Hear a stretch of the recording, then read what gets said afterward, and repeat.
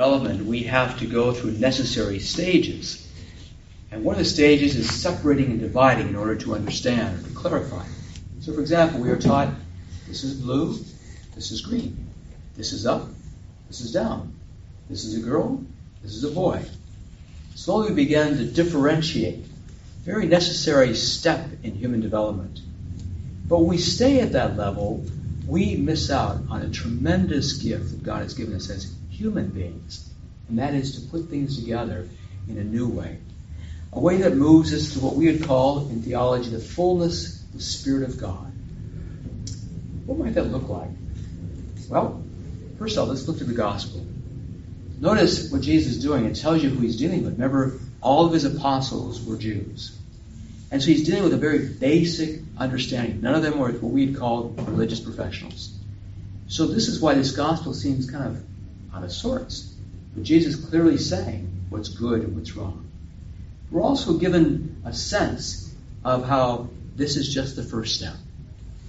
So what it means is we take a look at our own lives first. Is there anybody here who is filled purely with grace?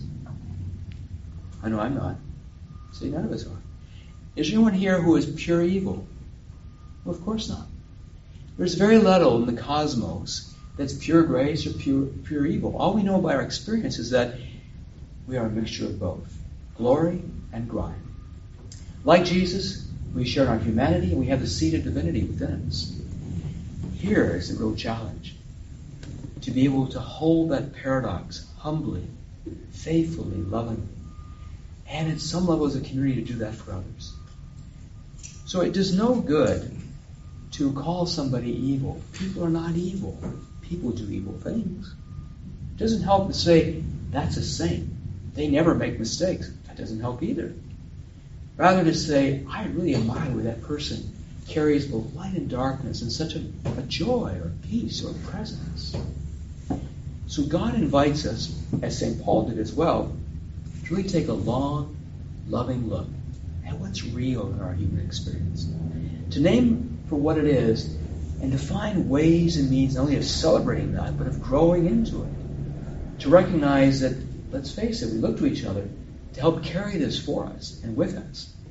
We say, well, that's a wonderful way to deal with that.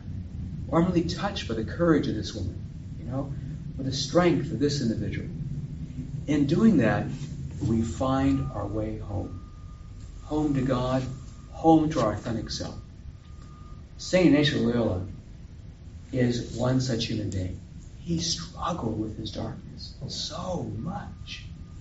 Where would we be if this man did not hold that paradox, that I am both graced and sinful? It doesn't end. I take all of this and I put it into the hands of God, because God alone knows. And this is a task we are to do, day in and day out, faithfully, lovingly, with compassion for ourselves and with others, to withhold all judgment, because God alone sees all and knows all.